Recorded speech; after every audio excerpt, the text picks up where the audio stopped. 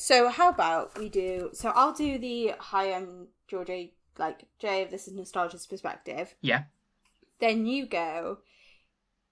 Right, so this week we're discussing Jane Eyre, which was your choice, so why did you pick it? And then I'll go into my bit. Sure, yes. Yeah? Yes. Yes. Yes. Okay. Okay.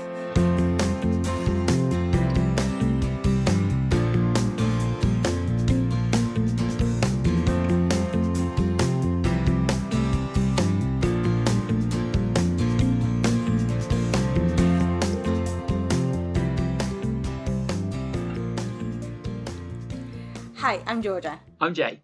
And this is Nostalgia's Perspective. It is. So this week we're talking about Jane Eyre, which was Georgia's pick for the week. So, Georgia, why don't you tell us why you picked it? Okay. So, as I'm sure you know a little bit of, I have a bit of a complicated relationship with Jane Eyre. I first read it when I was 17, so a good 7 years ago now. Oh my god, Jesus, 7 years ago. So before that, the classical books that I had read were... I'd read Wuthering Heights, I know that.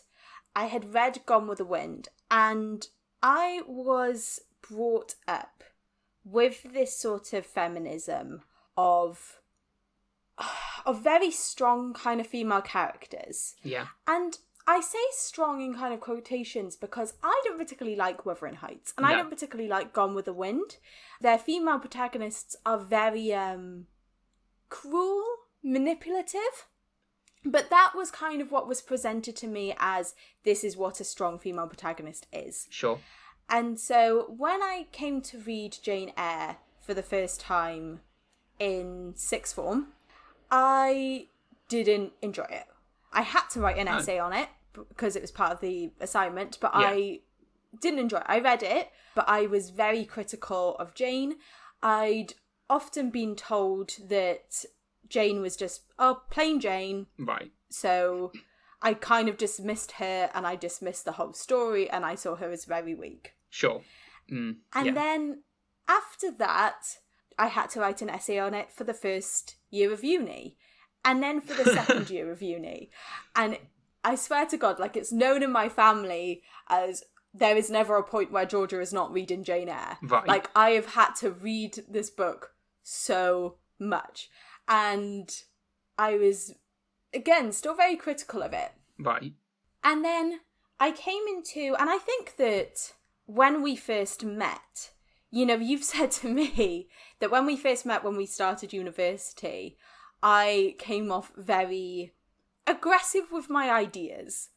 I wouldn't necessarily put it that way. I think I was, though. I think that I thought that I needed to be in order to not be weak. Right. But I kind of as I kind of got into my 20s, I started to value a more subtle kind of strength. Yeah. And like we discussed last week that when I initially was with my partner, I didn't believe in true level soulmates, and I was pretty much like Summer at the start of the relationship. Yeah. And then I eventually started to kind of warm up to the idea and change my views. Yeah. And a similar thing kind of happened with Jane Eyre. And once I left university and I suddenly didn't have to write an essay on Jane Eyre anymore, I was suddenly like, I kind of miss it. Like, this is the first time in a while that I haven't been reading Jane Eyre. And I've sat down since and I've read it, and I've got to say now it's my favourite book. Right, okay.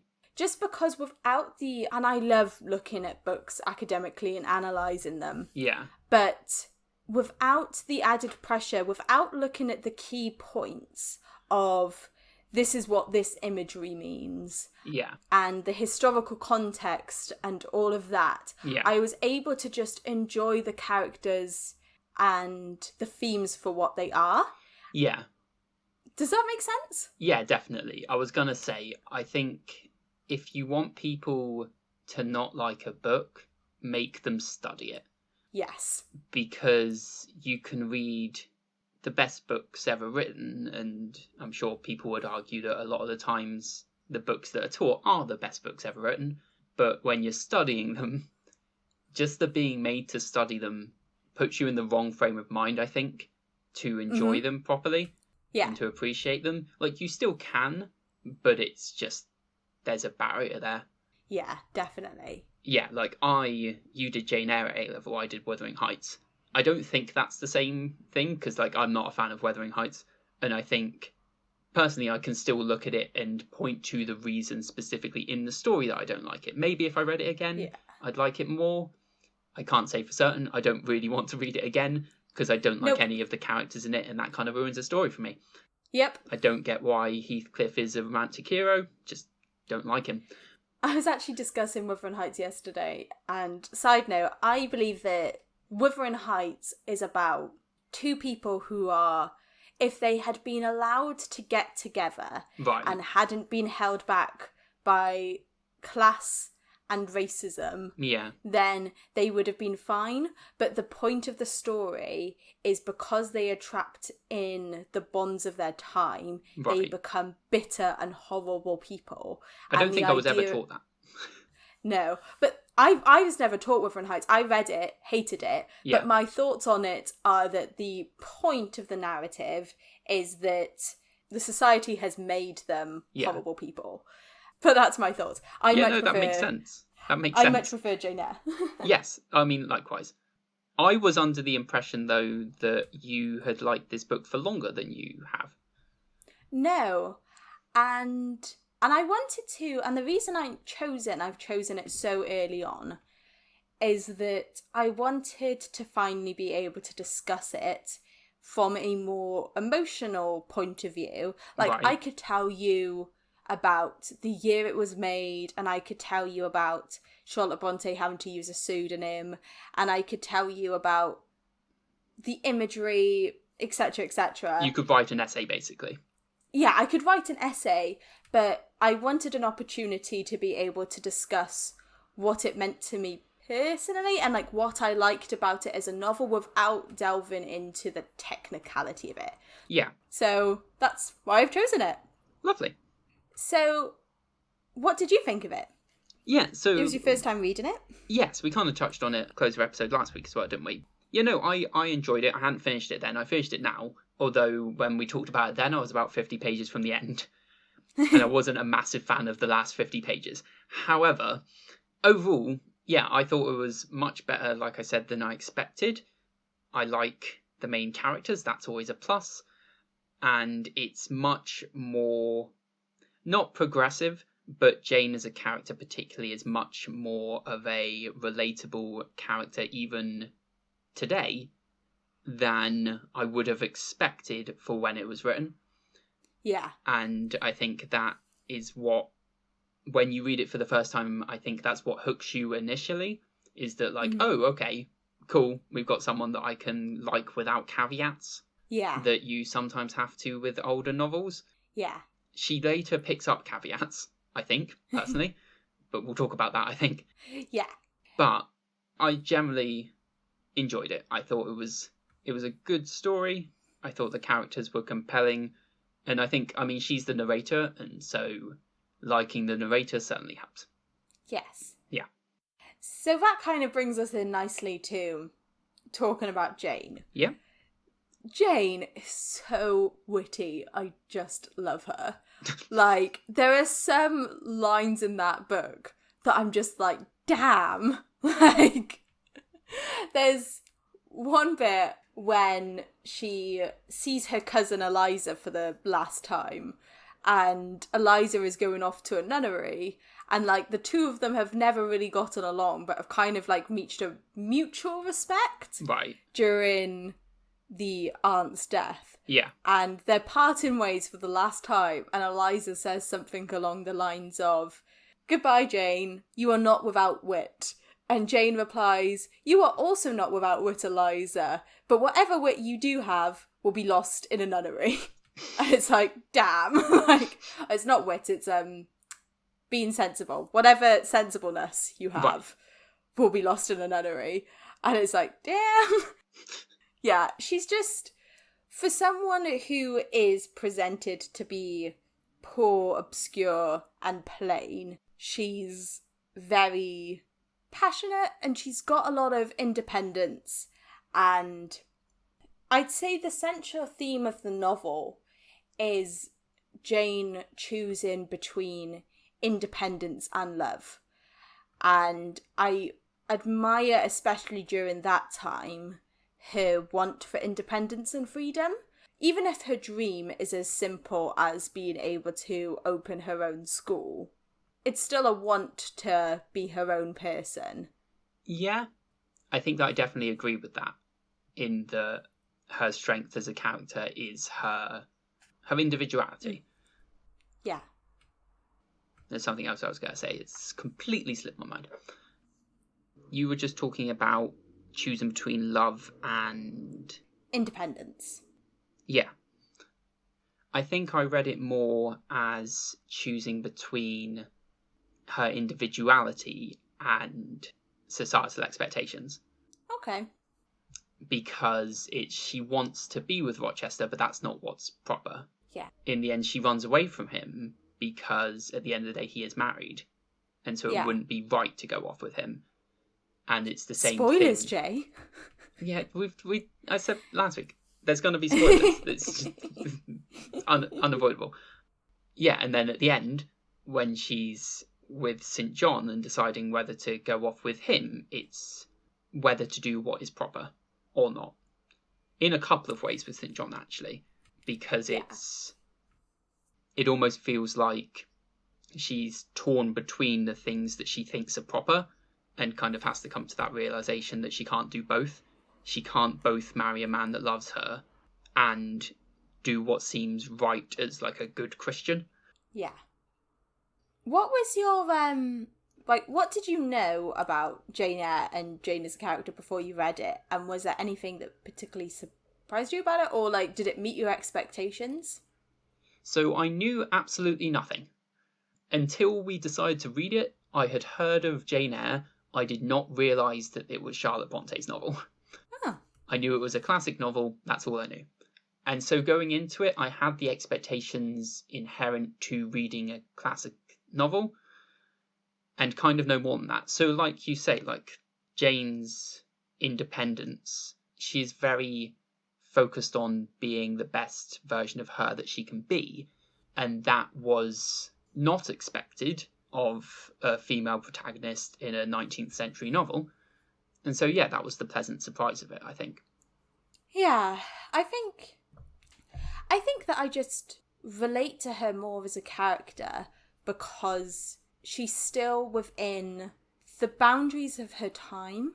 Right. I think there's this expectation that in order to be a feminist and in order to, kind of like I was discussing at the beginning, in order to be this strong woman, you have to break all of the kind of expectations in your sight. And, you have to be, I'm trying to think of the best way to phrase it.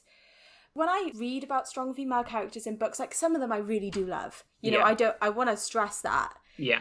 But some of it is quite unrelatable because it's so forceful that they don't feel like real people.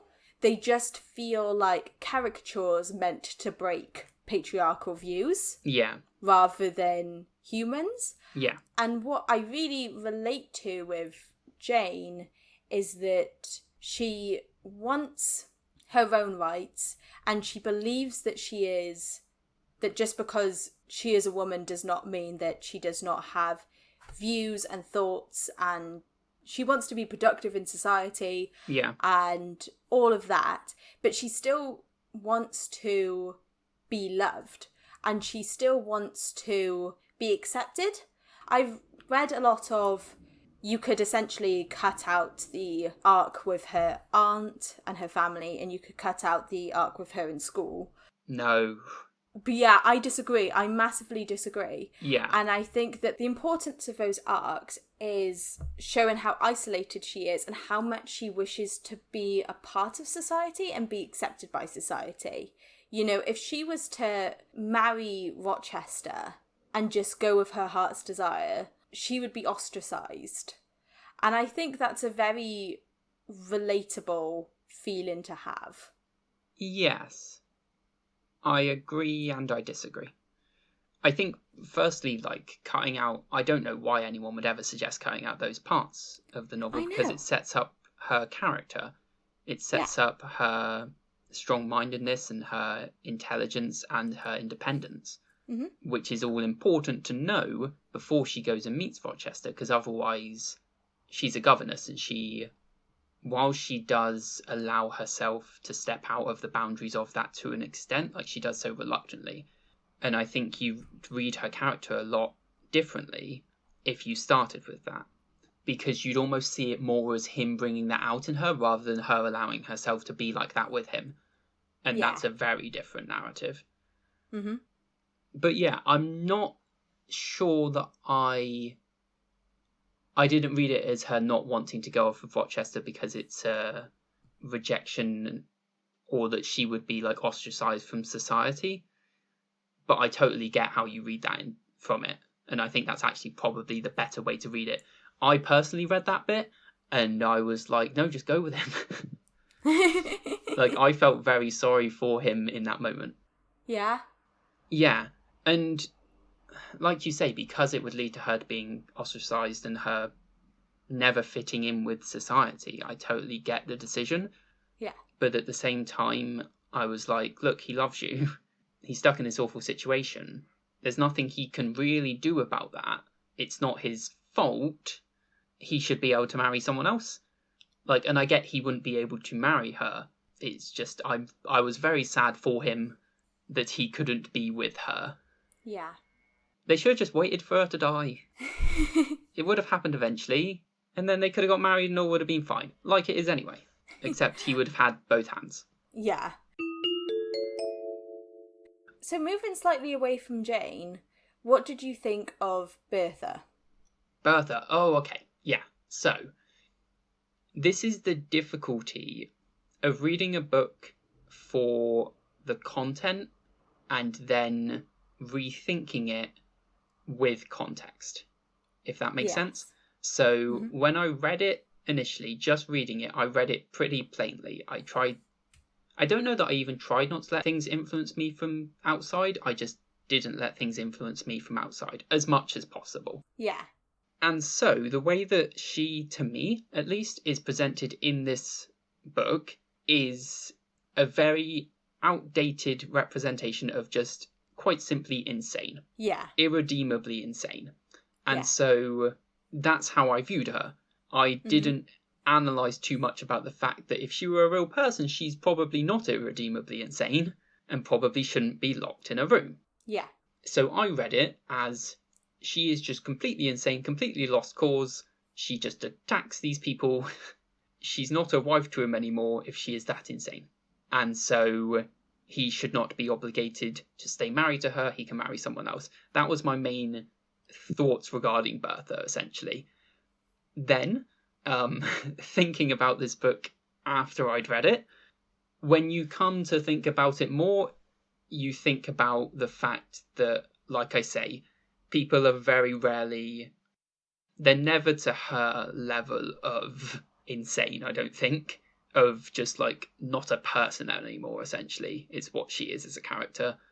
And so, in reality, she should not have been locked up in a room. She should have been treated for her mental illness. Also, there's the racism angle of it. Yeah. That is not...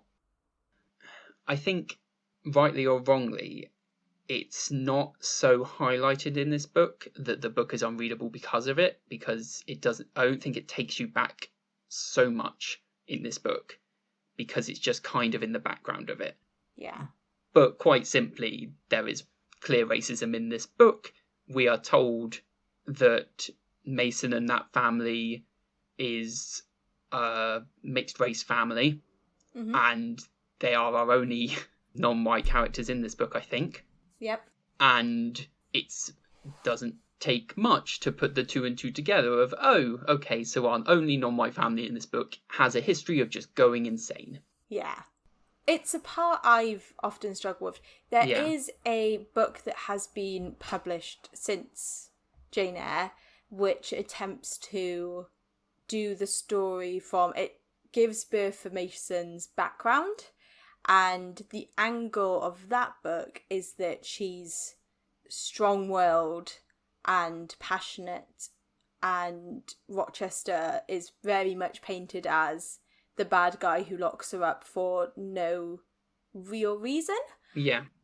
I tend to not think about that book while reading Jane Eyre because that's not context within the book. It's not canon. Yeah, it's not canon within the book. That's what I was looking for. Yeah.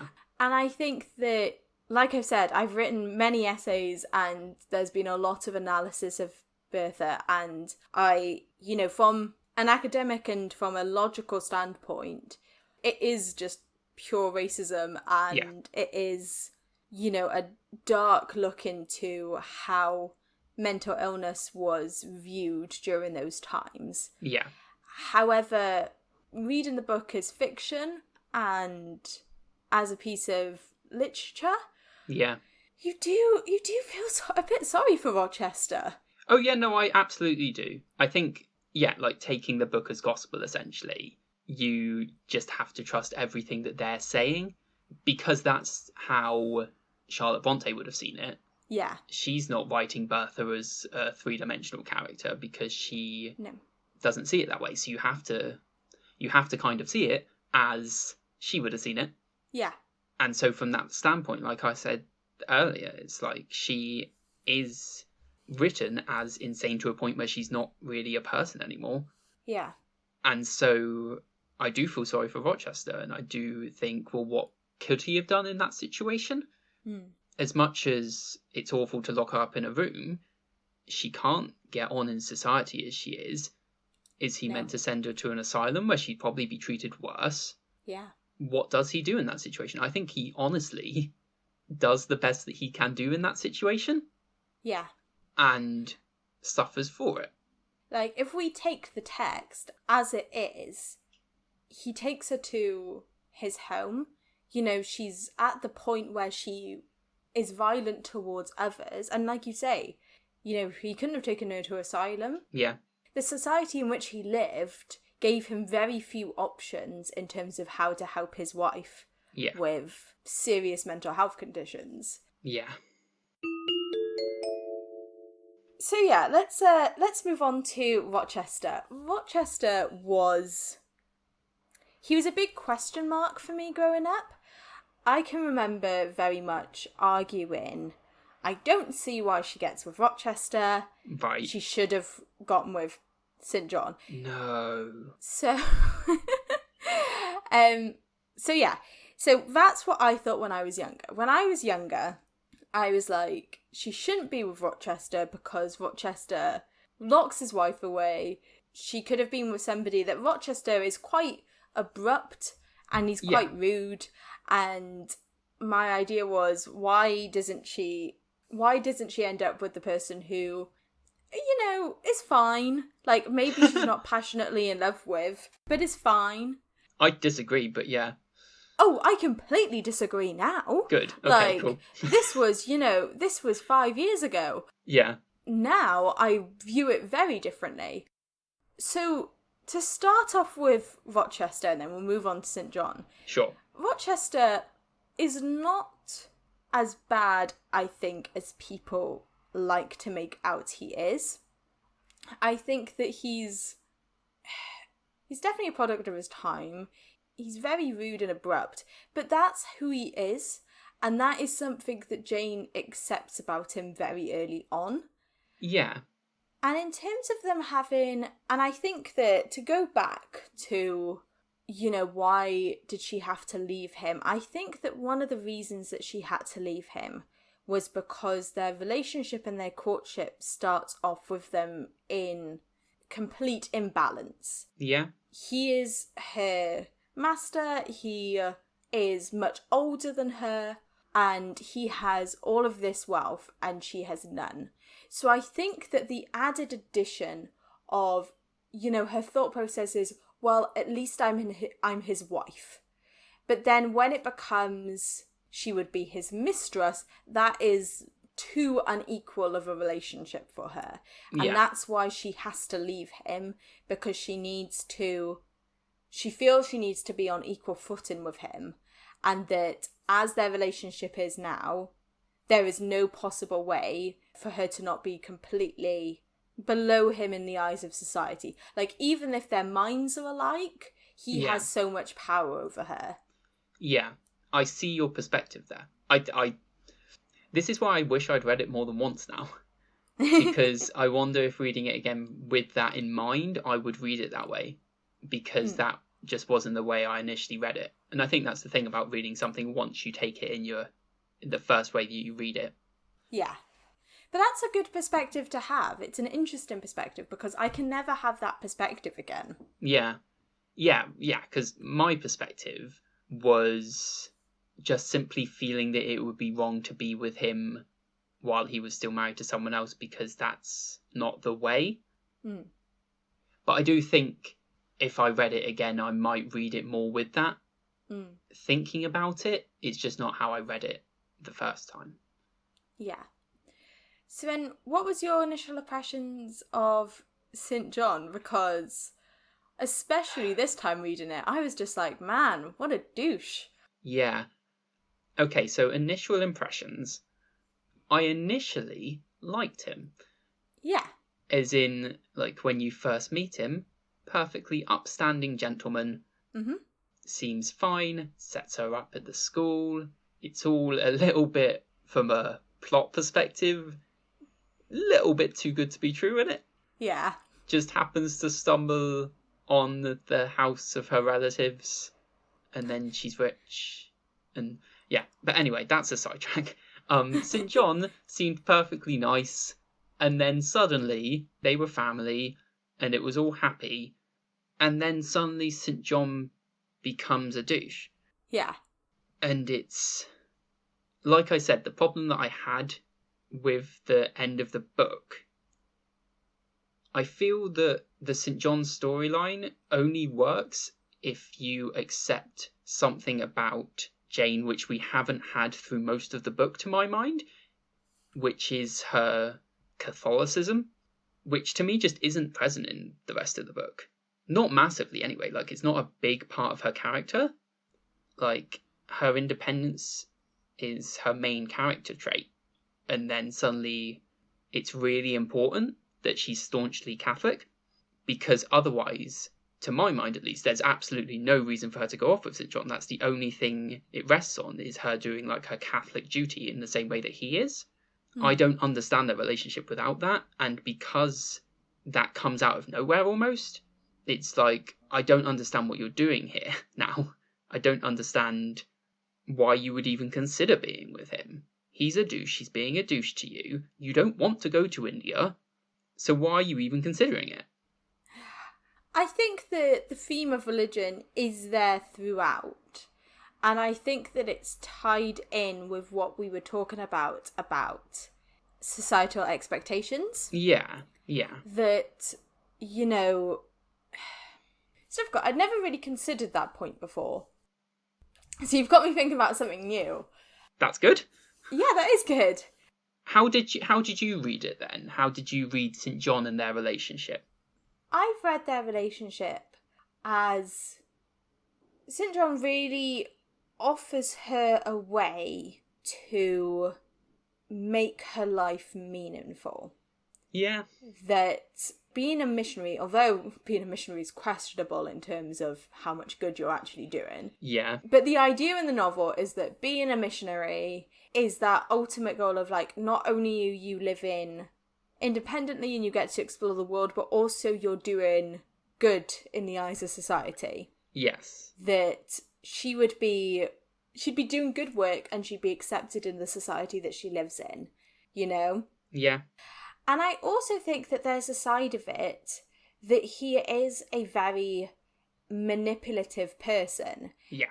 That as a man who gives her independence, and again, I almost kind of see her having to run away from St. John as her, you know, she meets this man when she's like at her absolute lowest, and he gives her the school, or like gives her the opportunity to work at the school, gives her a place to live. You know, he doesn't give her the money, but he is the messenger which gives her the money. And then it becomes that he's actually becomes very controlling. Right. And so I don't think that the debate about whether she goes with him or whether she doesn't go with him isn't just that there is benefits to going to India, but also that for the past couple of chapters, he has made her feel reliant on his approval. Yes. I agree with that to an extent, because the argument that I would put against that, and I think a lot of the time it feels like you're not meant to critique classic literature because it's great and that's it. But I feel like this is just a not very well written part of the novel from a plot perspective. In that I see that in that he's manipulating her, and that could lead to her going because he's manipulating her, and she feels reliant on him in that way and just wants to please him. However, she herself calls that out in the book. She calls out that she's not actually happy, she's just doing what he wants her to do. And so it's like, okay, great, so you're aware of that. And if you're aware of that, then why are you still considering going? Like, you know that this is why you're considering going, so why would you still consider going? You're an intelligent woman. Why are you still considering going, even though you know that you'd only be going because he's manipulating you? Or not only be going, because there is the, like, Christian duty aspect of it as well, definitely. But I've always read it as, like, when she's saying, like, when it's, like, explicit in the text of, oh, he's manipulating me, it's part of the fact that it's written in past tense. It's her future self being able to acknowledge that he was manipulating her, but her present self wasn't aware of it, or wasn't as aware of it, or couldn't help it until he proposes to her. I think that makes sense. However, personally, that isn't how it read. I don't believe that it was written that way. Okay. But then I've only read it once, so... So you really didn't like the last 100 pages. So part of it, from the sounds of it, was the money suddenly appearing is a bit of a Deus Ex Machina. Yeah, so to clarify, because I did mention that briefly earlier, saying that kind of comes out of nowhere and just kind of solves everything, it's less the money and more the family. More the fact that she happens to fall on the door of her family, who can then bring her the money. And that Mason just happened to work for her uncle as well. Like, it all just lines up a little too neatly. There's just a lot of pieces falling into place here. It's not the money so much, because I did pick up on that as it was going through. We had been told that she had a rich uncle, and so she seemed to forget. That's another criticism I have as well. Sorry, I don't mean to criticise so much. No, go for it. But that's another thing, is that, like, she seemed to forget she had a rich uncle, because when the stuff happened at the wedding with Rochester, I'm like, well, why don't you just stick it out for a bit and then correspond with your uncle, and then you can get stuff sorted that way? And then she doesn't. She runs off. And I'm like, well, why don't you just wait and just chat with your uncle and you'll be fine because he's rich? But yeah, so no, sorry, just to clarify, it was more the falling on the doorstep of the family rather than the money. Okay. So what did you think then, once the ending, Reader, I married him, as the famous line goes? What did you think of the ending once she left St. John? I both liked it and didn't. In that it's good they ended up together. To my mind, that's a good thing. I can appreciate the way that things played out left them on a more equal footing, and that's a good thing, and also a good message to send for a book that's this old, to have them having such an equal relationship. That is a good thing. However, my first bugbear was the fact that she doesn't move back with him to live near the sisters. I don't know why that doesn't happen. I was wanting that to happen. just a little thing, but like, why do you have to live alone with him in the middle of nowhere? Why can't you now go back and be with your family that you were so happy to have? Why have you now left that to be with him? Why can't you have both?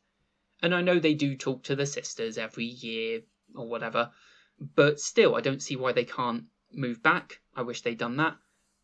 Also, I don't love how it's a little too perfect for my liking, in that, like, I never tired of his company. Like, I assisted him through all the years and I never tired of his company and he never tired of mine. And I'm sorry, that's just not realistic.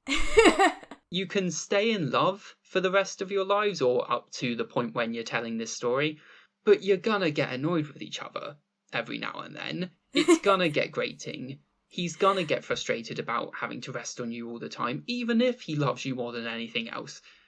That's just not realistic to say, oh, everything was absolutely hunky-dory perfect. And I feel like that fits in with a lot of the nature of the last 100 pages that I don't like.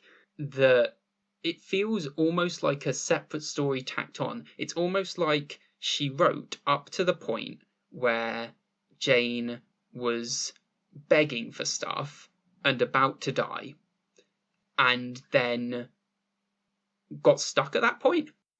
And it's almost like she put down the book for a few months and then eventually came back to it and was like, okay, I've just got to put some sort of an ending on here. And so that's why we get the falling on the doorstep of the family that gets her rich again. And yeah, it's almost like, sorry, my thoughts are trailing all over the place here, but it's almost like a series, a TV show that's 6 seasons long. And the first 4 or 5 seasons are great. And then it comes to the final season and they have to wrap everything up and everything just goes to pot. Because all of the solutions they come up with feel forced or they don't make sense. And so while I can be happy with the ending, I just am not massively happy with how we get there. Sorry. That's okay. Go for it. Like, it's your opinion, man. Like, Yeah. I disagree with you, but I find it funny because I was thinking about how the last 2 episodes of this podcast have made me realise how cynical you can be sometimes. Right, okay.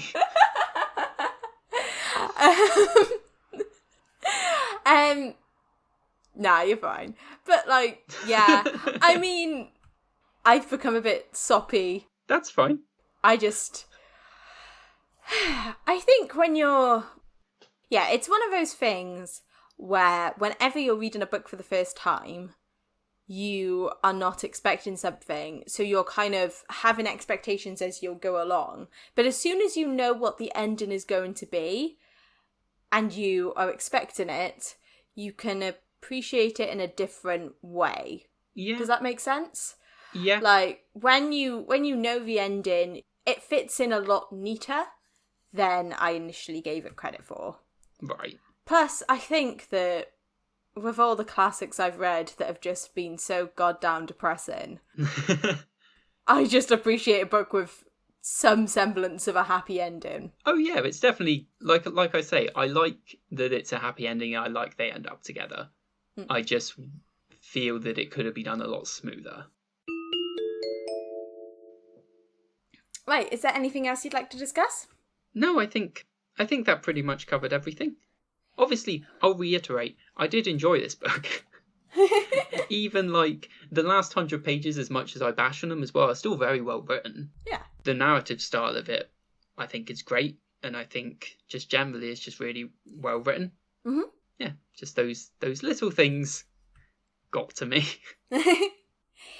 So, how would you rate this book? Oh, Actually... Are we doing how does it hold up? Yeah, sorry, I forgot that bit. Yeah, me too. Because it's difficult to say with something that's this old, and we have kind of touched on it, I guess, as well with the racism. Yes. And the bad portrayals of mental illness. I think that is unavoidable, and so I think to an extent this book is dated, and you wonder how it will continue to hold up given the changing climate of what's acceptable to keep holding up as brilliant when it includes this Yeah. awful representation. That said, and I don't want to make a judgment on that, I don't think it's my place to make a judgment on that, really. Mm-hmm. I think all we can do is put that aside and talk about it as a novel aside from that. Yeah.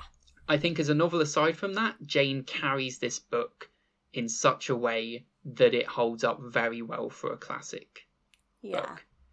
I think for a piece of classical literature, it is much easier to read than a lot of classic books. And I appreciate that. And I think Jane as a character, at least up to the last 100 pages, is very relatable in modern day. And I think for that reason, it holds up very well. Mm-hmm. How about you? I pretty much agree with everything you said. Like, I think it's difficult because especially in our country, especially in the UK, our past and our history is so drenched in racism that it's very difficult to find text that doesn't involve that or include that in some way. Yeah.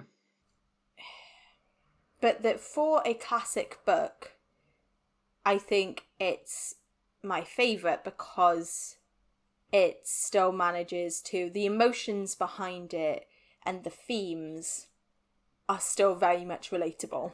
Yes, definitely. I don't think the racism overpowers the narrative. Yeah. It's not so prevalent that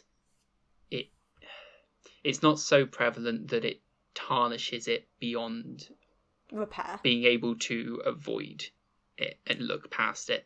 And this is why I say I don't want to make a judgment on that, because we are both very white. Yeah. And so it's not our place. But I think, like you say, every classical... I wouldn't say every classical text, I haven't read all of them, but I think the vast, vast majority will include some form of racism, and it's difficult not to be thankful that this one just doesn't include quite as much as others do. Yeah. Yeah. And at least does well with gender. Does very well with gender for its time. Yes. At least, yeah. At least if you're only focusing on the binary gender. But yes. We can't... She can't have been expected to appreciate that gender isn't binary.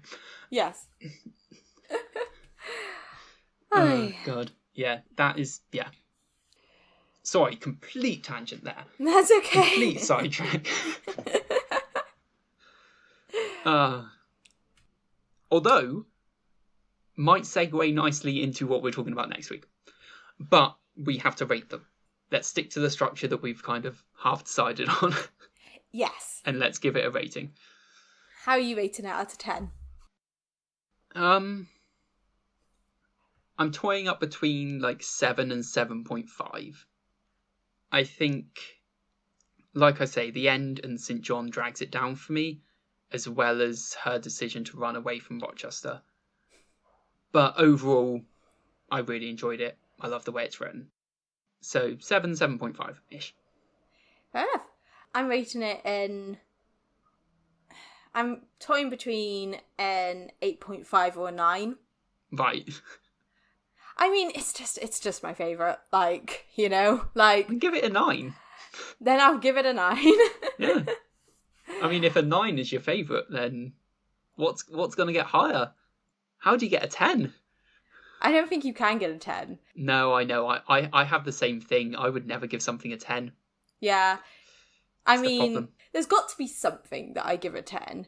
But yeah. I think that 10 is saved for perfection that is almost ethereal. Like, nothing immediately comes to mind of something that is absolutely perfect and without criticism. I think also, when you consume a piece of media for the first time, it can be a 10. I think it's very, very rare that something is a 10 when consuming it for the second, third, fourth, fifth time. Yeah. when looking back on it, because then you notice the flaws. When you read or listen or watch something for the first time, it can be perfect. Yes. But that's not what we're doing here. So No. maybe we'll find something a 10. There's only one thing that I could consider might be a 10, and it would probably be a 9.5 for me. We might get to that someday. Nice. We probably will, actually. I'll leave that hanging in the air. Right, so next week is your choice. What It is. are we reading? So we go from your favourite book to what definitely used to be my favourite book, which is Every Day by David Levithan. Okay.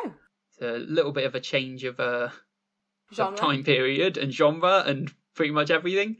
And we get a bit of non-binary gender exploration as well. So, although I can't remember quite how much, but... Well, we shall see next week. We shall see next week. Well, no, next episode. Next episode. It's definitely not next week. Thank you for listening. The music at the beginning and end of the podcast is Cheer Up by Keys of Moon, and the additional effects are from zapsplat.com. If you want to get in contact with us, you can do so at our website, nostalgiasperspective.co.uk, email us at nostalgiasperspective@gmail.com, or if you're listening on YouTube, just leave us a comment down below. And, why not like it? That would be nice too. Next month, we'll be back talking about one of my favourite novels, David Levithan's Every Day.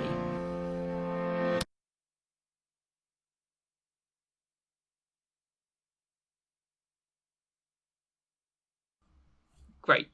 Great. Great. Great. Great. Is great are always?